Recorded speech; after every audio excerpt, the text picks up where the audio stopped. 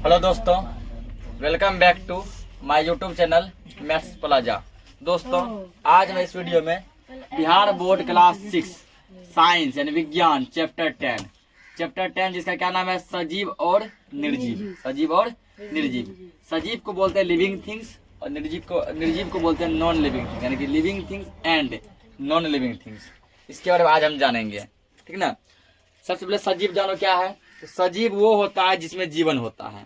इसमें क्या होता है, जीवन। निर्जीव वो होता है जिसमें जीवन नहीं होता है। जैसे दिया, अपने चारों ओर पाई जाने वाली विभिन्न वस्तुओं के विषय में सोचिए तथा उन्हें निर्जीव एवं सजीव समूहों में बांटिए। तो तुम लोगों के आसपास जितना भी कुछ पाया जाता है उसको देखो, सोचो, ठीक ना। उसको दो कैटेगरी में बांट दो, एक सजीव और एक निर्जीव। तो कुछ प्रकरणों में हमारे लिए आसान होगा। जैसे देखो, हमारे घर की कुर्सी अथवा मेज जैसी वस्तुएं निर्जीव है। तो जो चीज समझो, ना तो भोजन खा पाता है, ना ही सांस ले पाता है, या ना ही चल फिर सकता है, ना ही जो है क्या करता है, ठीक ना, बढ़ता है, ऐसा चीज क्या कहलाता है, निर्जीव कहलाता है। जैसे टेबल, बेंच, कुर्सी, हमारा घर, ठीक ना, ये सब ऐसा, कॉपी, किताब, कलम, ये सब क्या है, नहीं तो सांस लेगा, नहीं भोजन करता है, ना ही बढ़ता है, ना ही एक जगह से दूसरी जगह जाता है। अब बोले ऐसा, किताब सब तो जाता है घर से स्कूल, वो जाता नहीं है बल्कि उसको हम लेकर जाते हैं, ठीक ना। किताब हो, कॉपी, जैसे बोला कुर्सी है, कुर्सी को यहाँ से उठा के वहां रख दिए, फिर यहाँ से उठा के टेबल को है वहां रख दिए, ठीक ना। तो ये टेबल या कुर्सी अपने मन से जो है खुद ब खुद नहीं जाता है, बल्कि हम लोग उसको उठाकर एक जगह से दूसरी जगह लेकर जाते हैं, ठीक ना। तो निर्जीव की यही सब पहचान है कि ये न भोजन करेगा, ना ही बढ़ता है। जैसे मान लो जितना बड़ा कुर्सी था, आज से 5 साल पहले भी उतना ही बड़ा था, अभी भी उतना ही बड़ा है, और आज से 5 साल बाद भी उतना ही बड़ा रहेगा, ठीक ना। तो ये सब क्या है, निर्जीव है। निर्जीव ने तो खाएगा ना, उसके बाद जो न बढ़ता है, ना ही एक जगह दूसरी जगह जाता है, न सांस लेता है। ये सब निर्जीव चीजों का गुण हुआ। निर्जीव ना तो चल सकते हैं, ना बोल सकते हैं, ना ही ऐसी समस्याएं को महसूस कर सकते हैं जिन्हें हम महसूस करते हैं। निर्जीव ऐसा कुछ नहीं करेगा जो सा हम लोग महसूस करते हैं, ठंडी, गर्मी, ठीक ना। उसके बाद जो है ठंडा हो गया, गर्म हो गया, मुलायम हो गया, हार्ड हो गया, ये सब चीज को हम लोग क्या करते हैं, महसूस करते हैं। लेकिन वो निर्जीव चीज ऐसा कोई चीज महसूस नहीं करेगा। जैसे मान लो ये बोर्ड है, क्या पता इसको कब ठंडी आया, कब गर्मी आया, क्या चीज हार्ड है, क्या चीज जो है सॉफ्ट है, इसको कोई मतलब नहीं है, क्योंकि बोर्ड क्या है, निर्जीव है। हम जानते हैं कि कुर्सी, मेज, पत्थर, उसके बाद जो है अथवा सिक्का, ये सब सजीव नहीं है, ठीक ना। कुर्सी हो गया, मेज यानी टेबल, पत्थर, ये सब सजीव नहीं है, क्योंकि इसमें जीवन नहीं है। विश्व के सभी मानव तथा गाय, घोड़ा, बंदर, कुत्ता, बिल्ली, गिलहरी, कीट जैसे सभी जंतु सजीव हैं। विश्व में जितना भी दुनिया में जो इंसान है वो सब क्या है, सजीव है। जितना जानवर है, जितना कीड़ा मकोड़ा है, जितना पक्षी है, ये सब क्या सजीव है। इन सब के अलावा जो पेड़ पौधा भी क्या है, सजीव है, ठीक ना। सजीव की क्या पहचान है, सजीव जो पहला बात तो बोल सकता है, चल सकता है, भोजन करता है, एक जगह दूसरी जगह जाता है, उसके बाद जो बढ़ता है, ठीक ना, मोटाता है, उसके बाद जो चीजों को महसूस करता है, क्या चीज ठंडा है, क्या चीज गर्म है, क्या चीज सॉफ्ट है, क्या चीज हार्ड है, इसको महसूस करता है। ये सब सजीव का गुण है। तो पेड़ पौधा क्या करता है, ठीक ना, वो एक जगह दूसरी जगह जाता तो नहीं है, लेकिन वो क्या करता है, अपने ही स्थान पर ग्रो करता है, अपने स्थान पर बढ़ता है ना। हमें कैसे पता चलता है कि कोई वस्तु सजीव है? कभी कभी यह निर्णय करना बहुत सरल नहीं होता है, ठीक ना। कभी कभी जो है सजीवों का पहचान लगाना बहुत मुश्किल हो जाएगा। जैसे अभी बताया कि सजीव की ये सब पहचान है, वो चलता है, खाता है, ठीक ना। कभी कभी क्या हो जाता है, थोड़ा मुश्किल हो जाता है। हम कहते हैं कि पौधे सजीव है, परंतु वे कुत्ते अथवा कबूतर की भांति चल या उड़ नहीं सकते हैं, ठीक ना। हम लोग क्या बोलते हैं, पौधा क्या है, सजीव है। लेकिन देखो, क्या पौधा कुत्ता की तरह चल पाता है? नहीं। क्या पौधा जो है कबूतर की तरह उड़ पाता है? नहीं। फिर कैसे हम लोग बोलते सजीव है? जबकि सजीव की पहचान क्या बताया कि सजीव जो है एक जगह से दूसरी जगह आसानी से जा सकता है। ये कुत्ता चला गया, कबूतर चला गया, पौधा कहाँ जा रहा है? फिर भी पौधा क्या है, सजीव है। दूसरी ओर एक कार अथवा बस चल सकती है, फिर भी हम उसको निर्जीव कहते हैं। और पौधा देखो एक जगह से दूसरी जगह नहीं चलता है, फिर भी उसको सजीव कहते हैं। जबकि बस, ट्रेन, ये सब क्या एक जगह दूसरी जगह चलता है, तब भी उसको निर्जीव कहते हैं। आखिर ऐसा क्यों? पौधे एवं जंतु समय के साथ वृद्धि करते हैं, परंतु कई बार ऐसा भी प्रतीत होता है कि आकाश में बादल अपने आकार में वृद्धि कर रहे हैं, ठीक ना।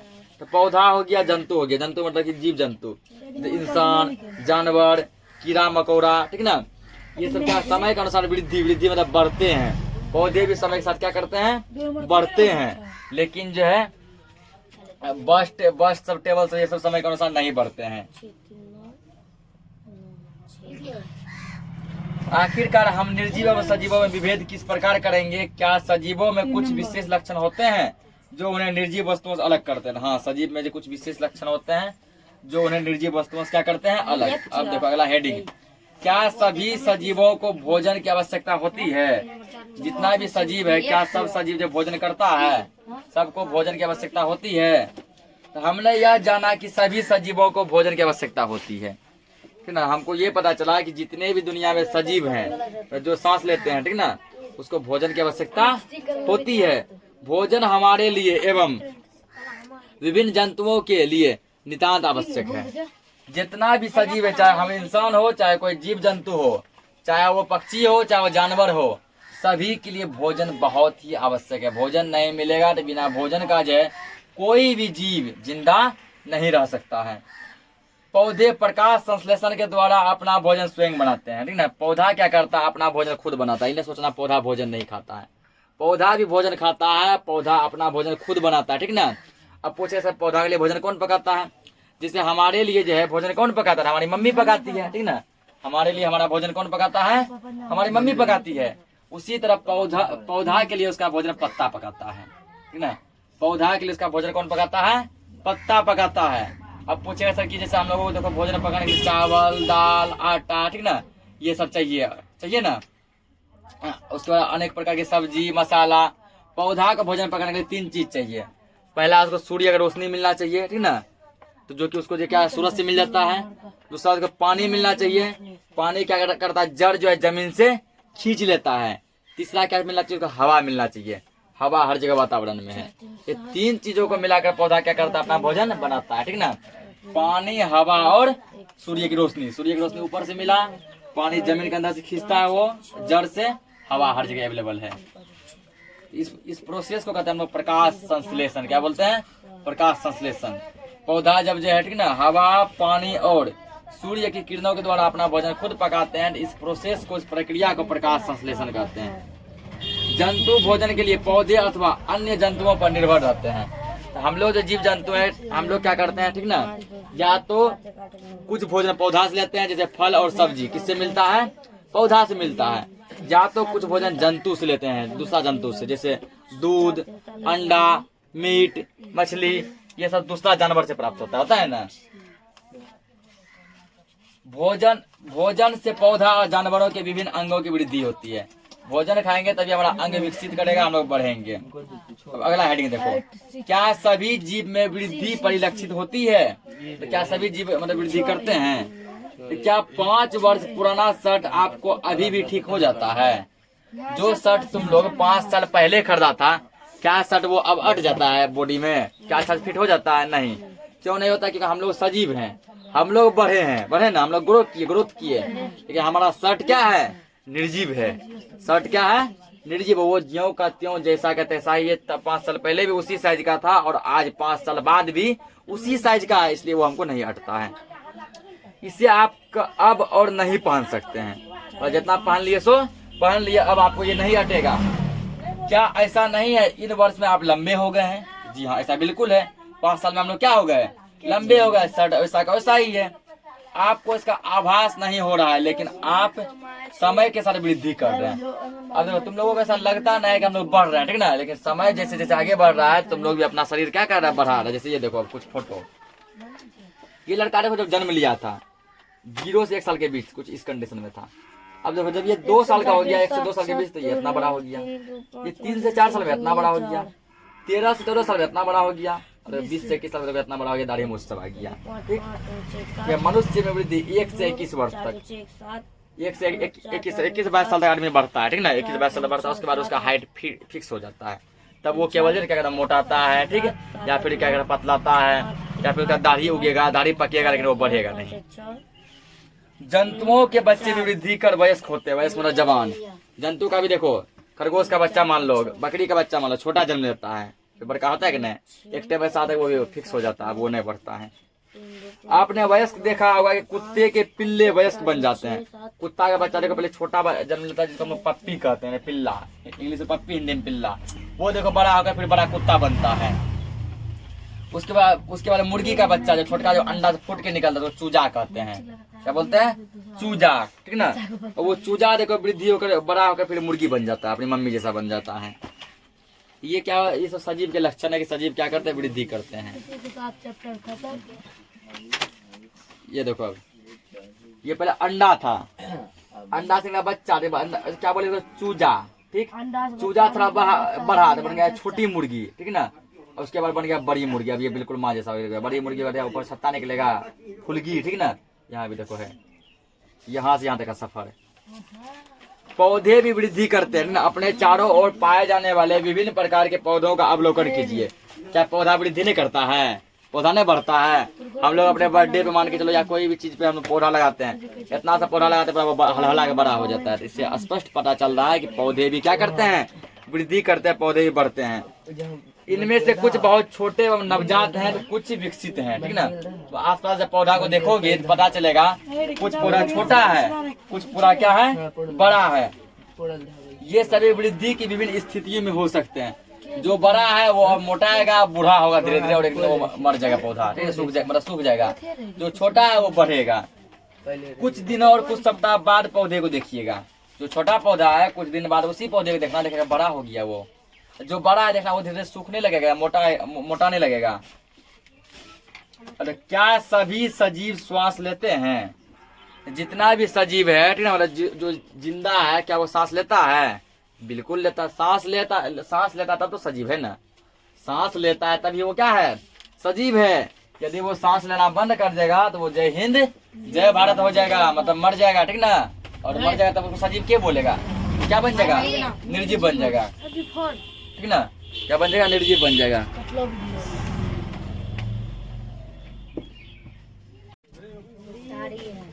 तो भाई क्या बोले कि सांस लेता है तब वो क्या, सजीव है। तो क्या दिया, क्या हम सांस के बिना जीवित रह सकते हैं?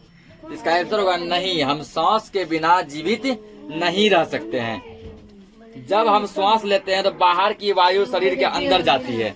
जब सांस लेते हैं तो बाहर का हवा हमारे शरीर के अंदर जाता है, ठीक ना।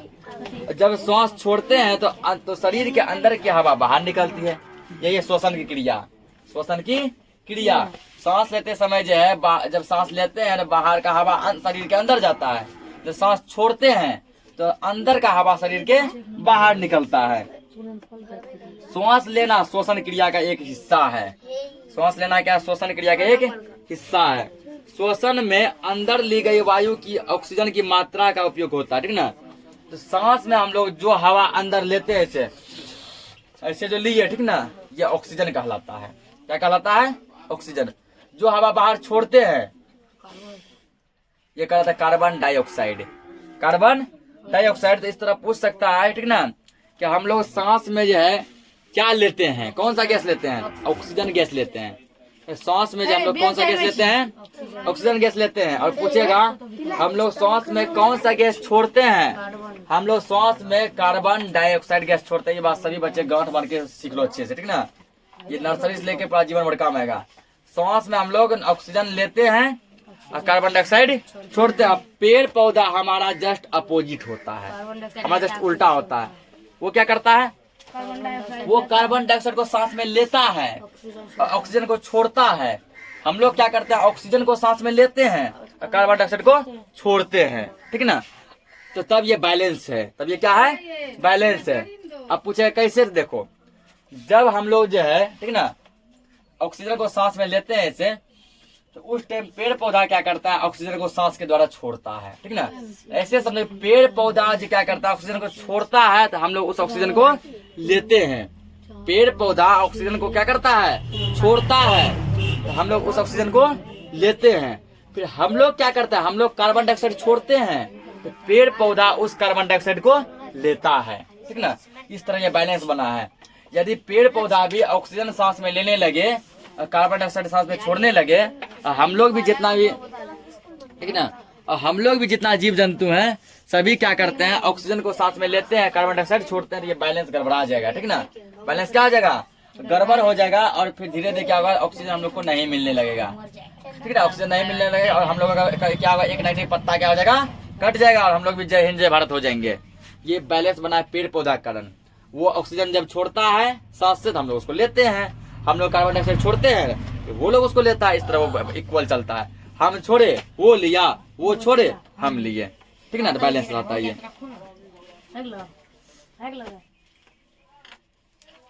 अगला हेडिंग दिया है, क्या सभी सजीव उद्दीपन के प्रति अनुक्रिया करते हैं, ठीक ना, जितना भी सजीव है वो उद्दीपन के प्रति अनुक्रिया करते हैं या नहीं। तो जब आप नंगे पैर टहल रहे होते हैं तो आपका पैर अचानक ही किसी कांटे अथवा नुकीली वस्तु पर पड़ जाए तो आप किस प्रकार अनुक्रिया करते हैं। यहाँ अनुक्रिया मतलब महसूस, कि जितना भी सजीव है क्या वो महसूस करता है, बिल्कुल महसूस करता है, ठीक है ना। जब हम लोग देखो, मान लो नंगे पैर, मान के चलो सुबह सुबह क्या करते हैं, टहलते हैं, सुबह क्या करते हैं, टहलते हैं, और अचानक क्या होता है, हमारा पैर जो है टहलते टहलते किसी कांटा पे चल गया, हम लोग चिलमिला उठते हैं, ठीक ना, क्या जाते हैं वहां चिलमिला जाते हैं, एक अलग प्रकार का महसूस करते हैं, चिल्ला उठते हैं कांटा पे जाने के बाद। जब आप अपने प्रिय व्यंजनों को देखते हैं अथवा उसके विषय में सोचते हैं, आप क्या अनुभव करते हैं।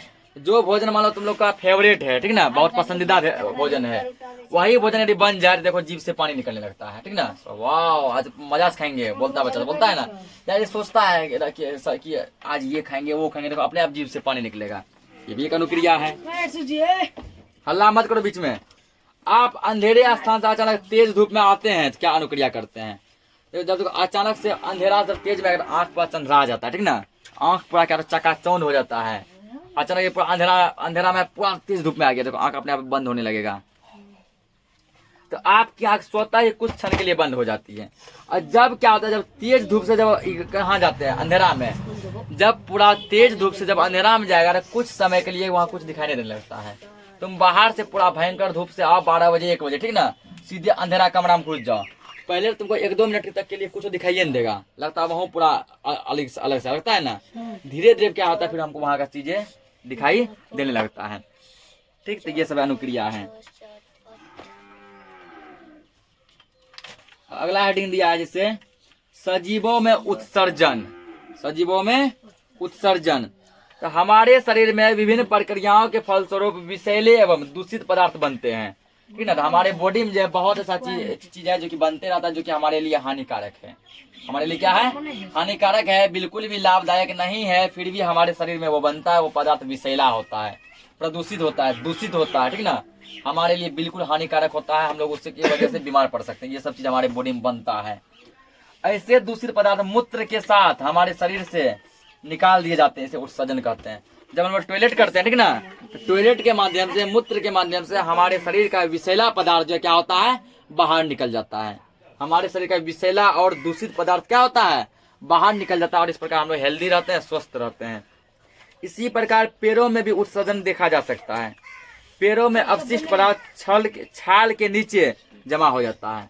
पेड़ का जो दूषित जो पदार्थ है, जो अपशिष्ट पदार्थ है, वो क्या करता है, पेड़ की छाल के नीचे क्या हो जाता है, जमा हो जाता है।